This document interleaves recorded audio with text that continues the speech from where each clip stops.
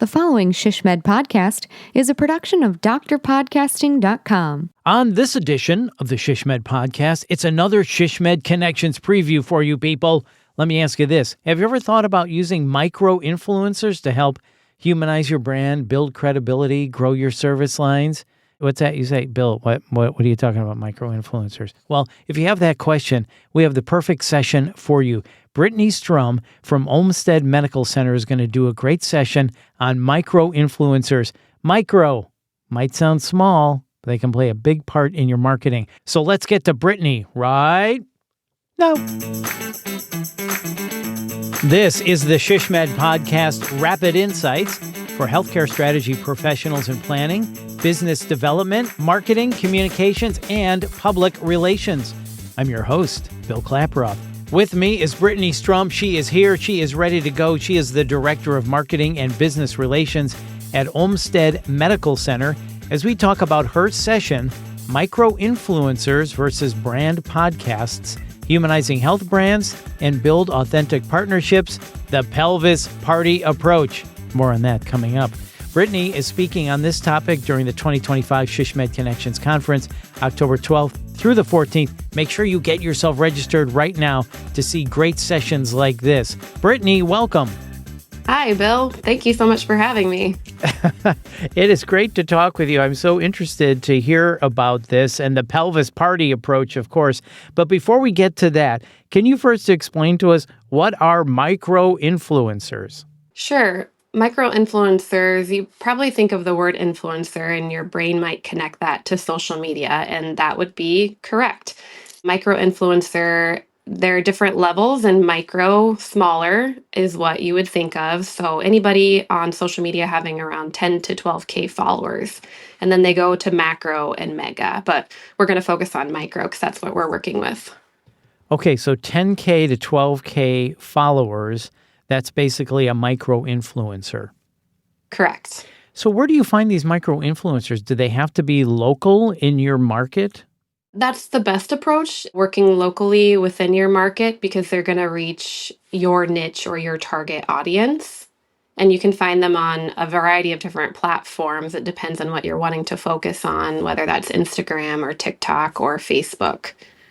Wow, this is really, really interesting. All right, so let me ask you this. Why do you feel micro-influencers are more effective at connecting with niche audiences? Because they already know their audience and they have some kind of niche following already. So think of influencers on Instagram, TikTok who have a following around food or cooking or different brands. They create loyalty and they will give genuine recommendations, which is like their endorsement of a trusted brand of whatever they might be trying to market, or sometimes they don't even sell anything or they're not actually working with a paid advertiser. They're just genuinely giving their recommendation of a product. Okay, so 10 to 12K followers generally on Instagram or TikTok or Facebook. As you said, people know their audience. Do you go out and find these people yourselves, or there's not like a database of I'm going to find a micro-influencer where I live? I mean, you have to be on social media following people and actively looking for people that could potentially be a micro-influencer. Would that be right or no? I think there's two approaches to it, Bill. One is where, yes, you're actively looking for those relationships and partnerships because you might not be aware of who is an influencer, or another word for it would be a connector within your market. Or the second approach would be an existing relationship, whether that's for like my health system, a very active patient sharing their experiences with our services. And then we can go from there and seek out what maybe a paid relationship as an influencer would look like. Okay, and so organic, obviously, would be probably the best, somebody that's already engaging with you. So let's talk about the Pelvis Party then. What inspired the creation of the Pelvis Party? What is it, and how did this address sensitive health topics? The Pelvis Party evolved out of Zoom educational series that we had been producing at the height of COVID, actually, because we wanted to educate and inform during a very high, intense time for the world, right? But specifically within our market, and address some very serious questions and concerns. When I joined the organization, I inherited that series in partnership with an already existing advertising partner in our market, which exclusively at the time was an online type blog offering focused on local resources, guides to parenting, parks, camps, etc. You name it. They were kind of that go-to destination. Before COVID, we were strictly advertising on that platform. And then we moved to this educational type series, video series slash podcasting, more focused on video at the time. Again, when I joined, I looked at the video series website data, and we weren't really seeing the anticipated results that we would have liked, maybe 80 to 100 viewers. And that's not great, right? When you talk about you're paying for something and you're expecting viewership and you're not getting it. So after an evaluation, I just felt it was really important to specifically have conversations around diverse health topics. And so met with the advertising partner and one of our clinicians who's very involved in the Pelvis Party. And we brainstormed like three friends. We were literally sitting in a coffee shop and we're like, how are we going to reach women to open up, to talk about these real life issues? And so formed the Pelvis Party. We gave it a catchy name and we wanted people to have access to some of our healthcare experts and talk about what can be oftentimes the most intimate topics that have been so taboo to talk about, or the things that you just don't want to utter out loud. For example, some of the things I've heard from other women are like, I went to the gym last week. I picked up a jump rope. I haven't done that in a while and I felt a gush. What is that? Or gosh, I'm not sleeping at night, or my mood has been really off. Why am I always feeling this way? Women with these experiences, they're our friends, our family, our colleagues, and they shouldn't be embarrassed or ashamed to talk about these sensitive things, and they deserve a space to share those experiences and in return get factual medical answers to what's going on. And that's what the Pelvis Party is. So does the influencer then talk to your physicians to get the credible information, as you say? How does it roll out? How does the micro-influencer integrate with you to get that message out? Yes. So the influencer in this case is our partially advertising partner and one of our strongest, most fierce patients. She's been a patient with us for more than 20 years, and she just happens to be the owner of that blog platform that I had mentioned. And so we spun the relationship and made it into more of an influencer type contract, I guess you could say. So we're kind of talking about two things. We're talking about podcasting and we're talking about influencers. And somehow we just kind of found the perfect mesh of both. Mm-hmm. So she, on her social media channels, will bring up these sensitive health topics. Is that right? That's correct. She was doing it on her personal pages before, and then we brought it to the professional platforms that she already owns and advertises with businesses. So she'll throw out a question like, when I went to the gym, I started jumping a rope and I gushed. What is that? Well, here's what it is. Here's what's happening. She explains it then. And then how does she revert it back to you at Olmsted? Yeah. So now we do the podcast. It's more of a video series that we haven't taken to podcast platform yet, but those are where the questions come up. They're about 15-minute episodes. We have an expert on the show, typically our obstetrics and gynecology, Dr. Richards. And then sometimes we bring other experts on depending on what questions we're fielding from the audience, what they want to know about. So maybe a perimenopause expert. Okay. So your influencer is basically interviewing your physicians then. But she's already got this platform. She's already got a following of 10K to 12K. So you've already got a built-in audience that wants to hear from her. So now she's talking to the experts at Olmsted. So it's a connection there. Right. And she's sharing her own real life experiences. And at times I'm on the show and I share my experiences. So we bring in the actual conversations that we're having with our friends or that we're hearing from our friends to make the show more interesting. I love it. So it's basically then on a video podcast platform, in other words? Right. Okay, got it. Wow, this is really, really cool. And it sounds like you're really able to do this with limited resources, but achieve broad engagement. Is that right? Yeah, I have an extremely small team, so I knew initially, until I was able to really make a case for the Pelvis Party to either expand or do something different with, that I wouldn't be able to do this internally. So that's where the partnership with an existing advertising partner was really valuable and helped increase our reach with minimal dollars. So I leaned into that and I took the marketing budget that I was already spending with that partner on the online advertising aspect and redirected it solely to this project. Okay, got it. I'm just curious, what platform is she on? What platform do you do this on? Social media platform? They roll out to YouTube first. That's kind of like our home hub for the information. And then there's a landing page on their resource site. And then from there, it's on Instagram and Facebook. Wow, this is really, really cool. So, when you're looking for a micro influencer, for somebody listening to the podcast, are there certain things they should look for, Brittany, now that you have experience and you've done this before and are doing it right now, I should say? Yeah, for us, our experience was it had to be a patient that had multiple encounters with our health system and someone who was well connected to our market and specifically well known and well connected to women in the market. For another brand, it might look a little different depending on what you're trying to accomplish. Maybe you're actually going to start a real podcast and you want to market new services. So you identify a patient involved in the community that would be willing to have a new service with you if it's something you haven't offered in the market.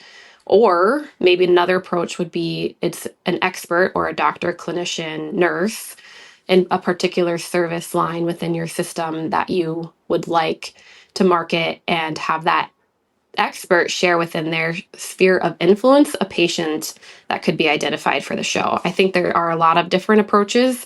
And one thing I would reiterate is like through this process is a lot of creativity and brainstorming and trying to figure out what's going to work. Yeah, so I like how you said you sat around with other women and you talked about this and you came up with a great name, the Pelvis Party, and you thought, how are we going to engage women? And you got very creative with it, like you just said. How do you do this without being over salesy or over commercially? To come at it with an authentic lens, right, is really important because it needs to stay. You'll hear the term, right? We've all heard it as marketers or communicators, like to stay on brand. So you don't want to go outside the scope of your brand. So if your brand won't support a concept like Pelvis Party, which, Bill, if I'm being honest, I was really scared at the launch of it. Right, like, is this going to go over well? Right. Right. What are people going to think of this? Yeah. Yeah. Yeah. And it was like something we hadn't tried before. It was new, but in the end, it was a risk worth taking. And I think another thing that brings authenticity would be tying it to something that you're already marketing, something, an overarching brand campaign, because for my health system, women's health specific messaging is an undertone to what we do. So it was very on brand for us. And in hindsight, I probably could have built that out a little bit more in the strategy, and it's just kind of unfolded organically. But for example, one message for our brand is be selfish. It's an empowering message that we want women to be selfish to take care of themselves so that they can take care of the other loved ones in their lives, whether that's a friend, coworker, family. And it's like our internal check to make sure that we stay within our brand integrity and voice. So now you've got me thinking of the whole health system. How do you scale micro influencers across different service lines or demographics? Would you need a different micro influencer for each service line if you wanted to do this?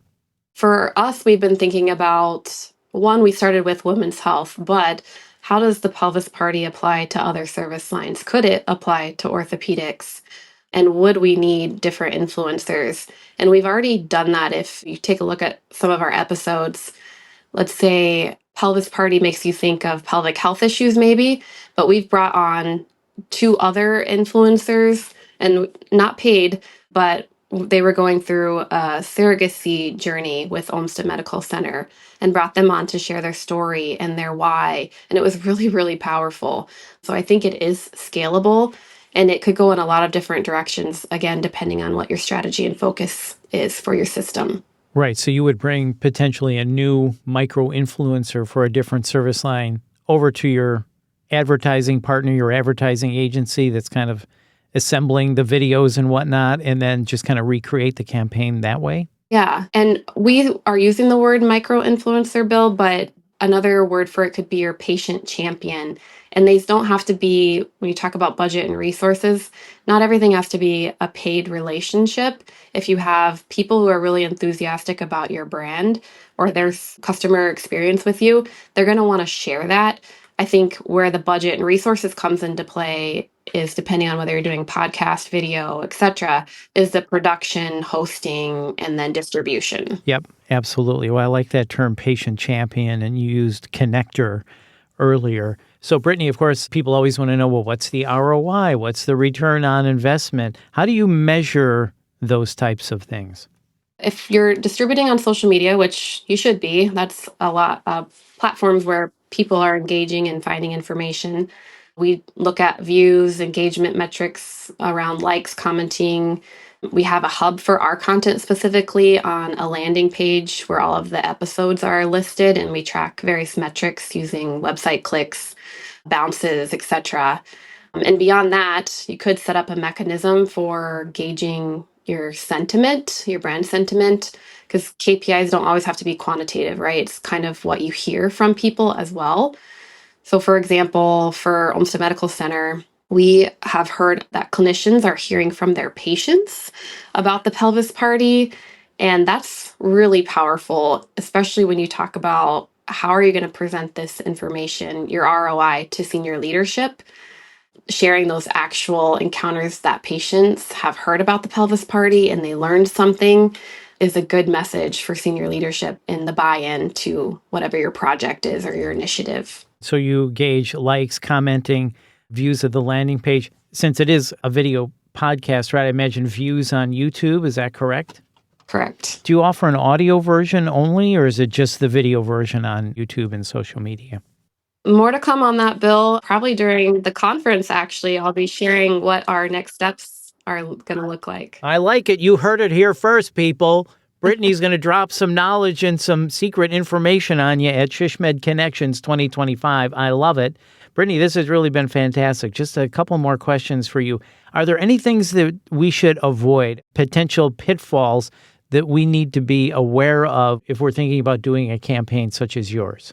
I think don't overthink it. Don't try too hard. This process doesn't have to be complicated. Just find your champion, your influencer, one that is constantly sharing on their social pages or engaging with your organizational pages and sharing what great experiences that they've had with their healthcare providers, or the friend of a friend that keeps recommending Dr. So-and-so. Find that person, vet them, and engage with them. Have a conversation about sharing it on a different platform, a different level.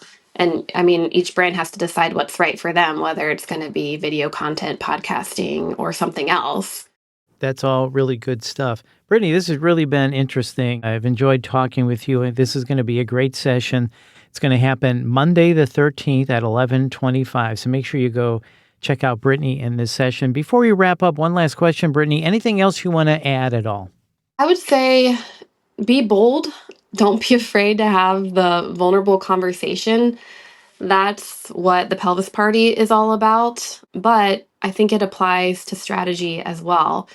Don't be afraid to brainstorm and think the biggest idea, because that's kind of how this started. I wouldn't have thought the Pelvis Party would be as popular as it is. Not that I was hoping it would fail, but we're 3 years in the making in thinking about what it's going to evolve into.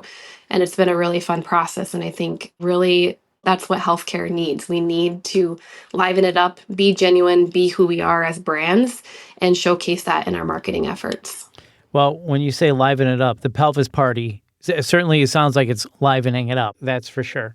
I love it. Be bold, as you said, but also be strategic at the same time. for someone, I know you're going to cover all of this in the session, and I urge people to go to it. I know you're going to get a lot more into it and show examples and all those things. If someone listening can't make it and they just want to check it out, can they go to your YouTube channel and then see the Pelvis Party in action, the Olmsted Medical YouTube channel? Yes, they can. That's awesome. All right, we'll do that too. Do both. Go check it out and then go see Brittany at ShishMed Connections. Brittany, this has been awesome. Thank you so much for your time. I really appreciate it.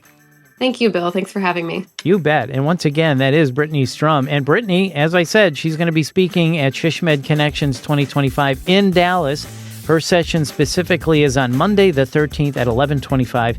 Get registered at shishmed.org/education/annual conference. And if you found this podcast helpful, please share it on your social channels. And please hit the subscribe or follow button to get every episode chock full of goodness, people. And to access our full podcast library for other topics of interest to you, just visit shishmed.org/podcasts. This has been a production of Dr. Podcasting. I'm Bill Klaproth. See ya.